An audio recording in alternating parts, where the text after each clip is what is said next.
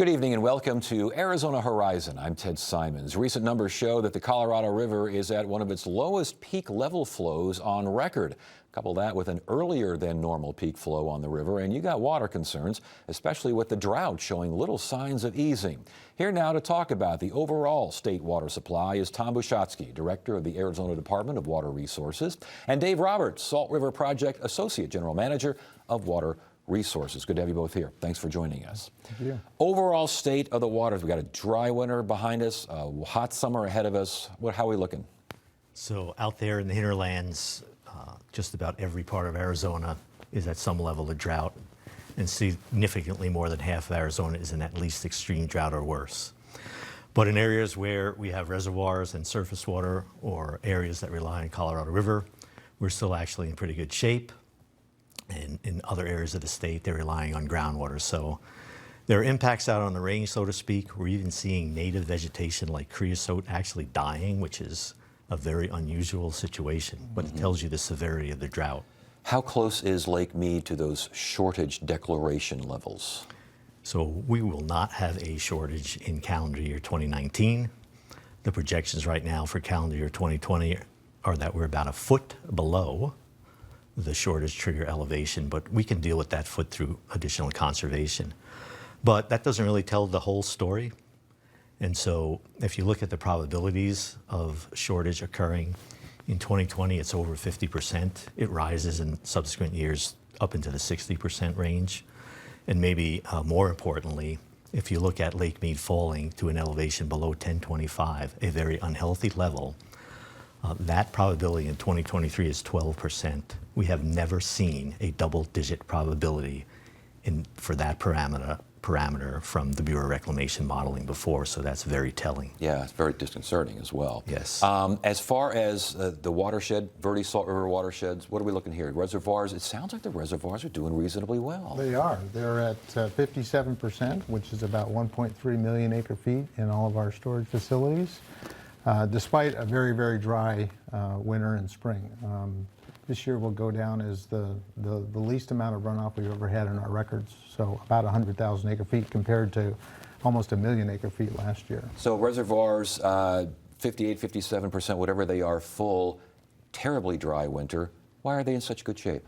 They're in good shape because when we manage our reservoir supplies, we also conjunctively use groundwater, and so we monitor that very closely to make sure that we have carryover water storage for the next year, and that's exactly what we have for this year. That's proactive management then, as far as you're concerned? Very much so.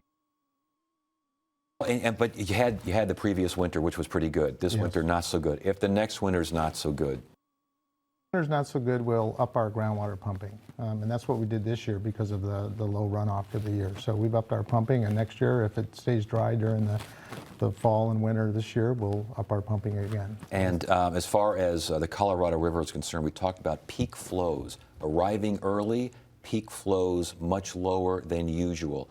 First of all, what does that mean? And secondly, how concerned should we be? So it is very telling. The peak flows arriving earlier are a function of the climate getting warmer, snow melting sooner, and then you end up with less runoff even with the same equivalent amount of snow that you've had in the past. This year, for the entire water year, which will end in September, we're only at 52% of the long-term historical average. But other indicators are also disconcerting, like we talked about earlier, and some of those are the fact that if you look at the record over the last 30 years of flow versus the 100-plus year historic record, we are 11% less. And if you look at the drought period, 2000 to 2017, we're 15% less, and the scientists are warning us that that's our future.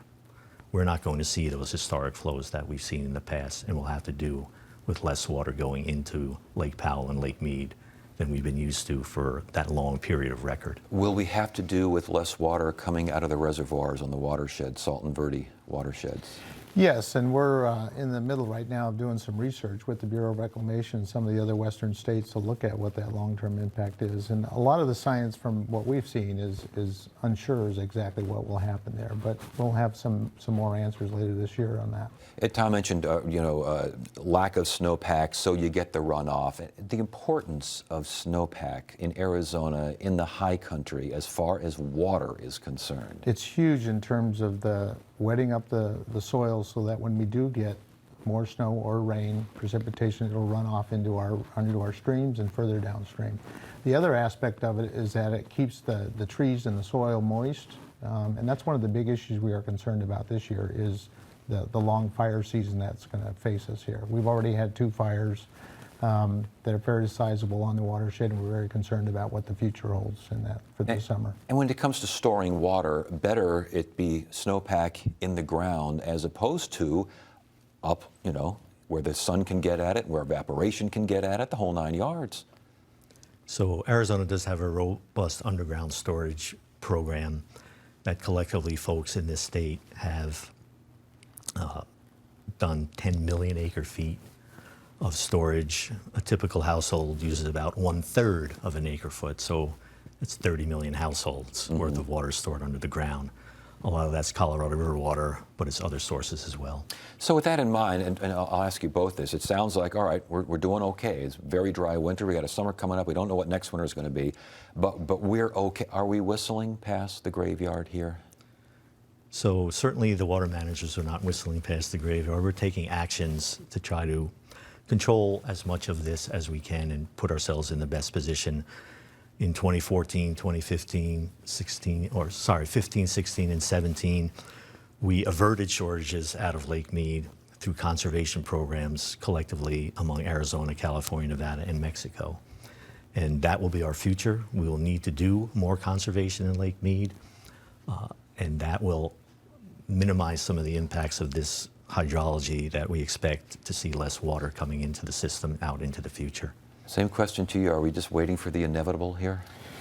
I think in some respects, yes, but we are good. We've had a history of long-term history of good water management. We are looking out for the future in terms of innovation with respect to water sources. Tom and I are involved in a process looking into desalination. That's an opportunity for us in the future. And there's water in other parts of the state that can be had as well that for other uses. So we'll see what that brings as we go forward. I've been hearing about desalination for years. Is that ever really going to be viable? Well, it's been viable and shown in California. They're using it there. They're using it in other parts of the world. They're using it down in Mexico in some places. And there's a lot of water in that ocean. And so I think it's a matter of the technology is getting there. It's even more efficient and less costly over time. So. You agree? I certainly agree, and the last deal we did with Mexico this fall of 2017 included teeing up binational desalination with the U.S. and Mexico, and in particular in Arizona. And so there's a group that's put together, and I am the co-chair on the U.S. side, and there's a Mexican counterpart out of Sonora, Mexico, that we're looking at opportunities in the Sea of Cortez. All right. Very good. Good conversation. Good to have you both here. Thanks for joining us. We appreciate it. Thank you. And coming up later,